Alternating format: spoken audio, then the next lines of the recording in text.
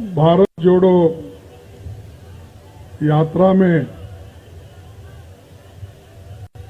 खासकर यहां पर पधारे हुए मेरे हजारों भाइयों और इस मंच पर बैठे हुए हमारे नेता श्री राहुल गांधी जी और इस कार्यक्रम को विशेषकर तमिलनाडु से पधारे हुए बहुत ही मशहूर एक्टर कलाकार श्री कमल हासन जी और अभी तक हमारे साथ हमारी नेता श्रीमती सोनिया गांधी जी यहाँ पर थी और उनको भी मैं नमस्ते करते हुए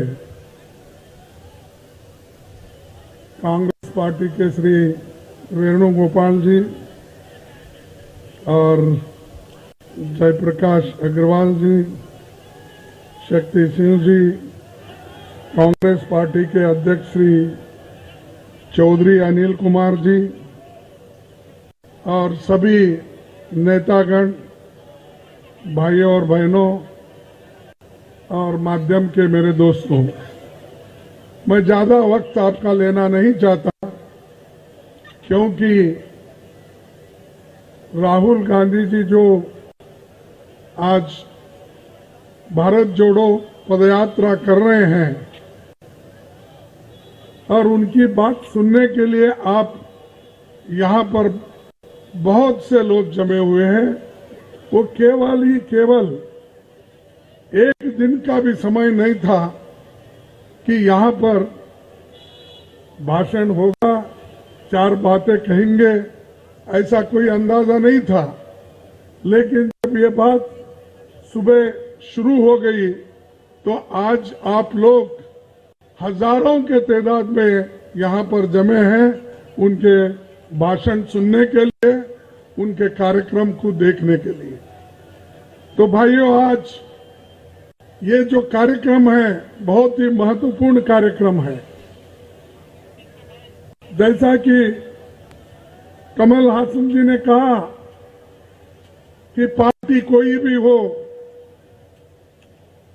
विचार किसी के भी हो सकते हैं अलग अलग, लेकिन देश के लिए हम सब लोग एक हैं और राहुल जी के साथ है, ऐसा उन्होंने यहाँ पर अपना विचार रखा।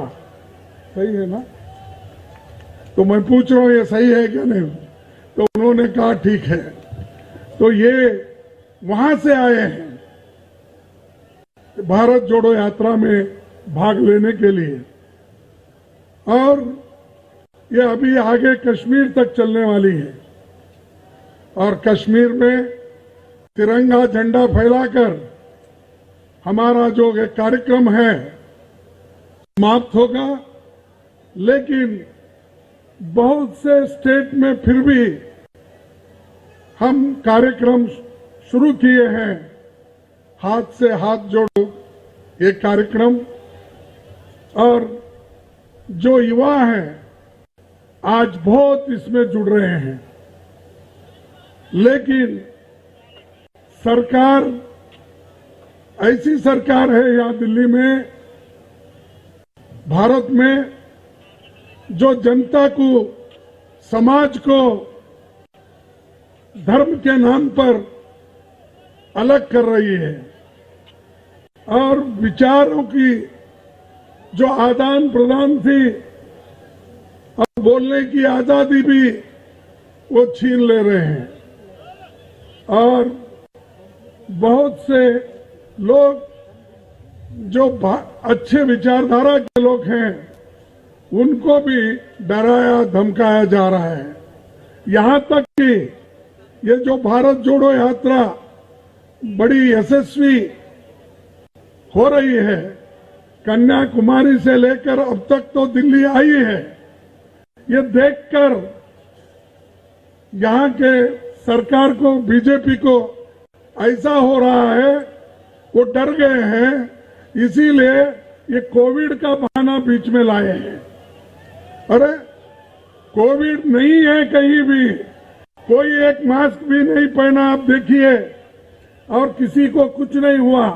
लेकिन अचानक हमारे प्रधानमंत्री अपने हेल्थ मिनिस्टर को कहकर ये कहा कि देश में कोविड बढ़ रहा है, इसका जरा प्रचार करो। तो ये प्रचार करके उन्होंने पार्लियामेंट में अपना मास्क लगा के वहां पर आए। लेकिन मैं उनको कहीं शादी में देखा, कहीं जाते, वहां पर वो मास्क नहीं लगाए थे,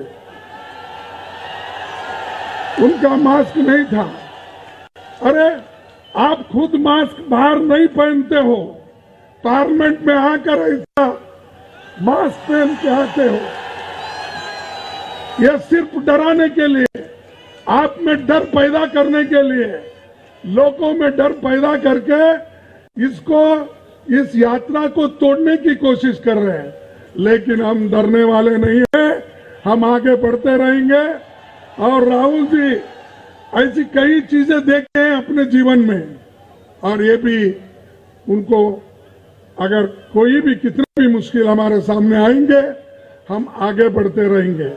लेकिन ये जो भारत जोड़ो यात्रा है, किसी पॉलिटिकल गेन के लिए नहीं है, ये इसलिए है देश में महंगाई है, महंगाई के खिलाफ आज ये आवाज उठा रहे हैं। अनएम्प्लॉयमेंट है, उसके खिलाफ वो आवाज उठा रहे हैं। आज चीन हमारे ऊपर हमला कर रहा है, उसके खिलाफ वो आवाज उठा रहे हैं। हमने भी बड़ी कोशिश की पार्लियामेंट में अनएम्प्लॉयमेंट इश्यू पे बोलने का, इन्फ्लेशन पे, महंगाई पे बोलने का, बॉर्डर पे जो चल रहा है आज, चाइना घुसपैठ कर रही है, उसके ऊपर बोलने का। लेकिन ये सरकार बोलने नहीं देती और हमारी बात नहीं सुनती, और चर्चा के लिए भी तैयार नहीं, चर्चा से भाग रहे हैं। अगर आप में हिम्मत है तो पार्लियामेंट में चर्चा करो, लोगों को मालूम होने दो कि आप किस मंशा से, किस नियत से आपको चर्चा छुपाना चाहते। जब पंडित जवाहरलाल नेहरू जी के जमाने में ये बात आई थी चाइना का हमले का, उस वक्त पंडित जवाहरलाल नेहरू जी पार्लियामेंट में चर्चा के लिए तैयार हो गए। 165 एमपीज उस चर्चा में हिस्सा लिए। 1965 में भी चर्चा हुई, उस वक्त विदेश नीति पर, उस वक्त भी 3 दिन चर्चा चला। इस ढंग से कांग्रेस पार्टी जब भी हुकूमत में होती है, उस वक्त कोई चीज छुपाती नहीं, सभी लोगों को बताती है, जनता को बताती है। लेकिन मैं पूछना चाहता हूं, मोदी जी आप क्यों छुपा रहे हो? आप क्यों पीछे हट रहे हो और चर्चा से क्यों भाग रहे हो? हम ये पूछना चाहते हैं। तो इसलिए दोस्तों, ये भारत जोड़ो यात्रा जो राहुल जी की आइडिया है, राहुल जी ने ये निकाला और उसको अनुष्ठान में लाया। अब तक उन्होंने 3200 किलोमीटर तक अपना तय किया है, और आगे भी वो पूरा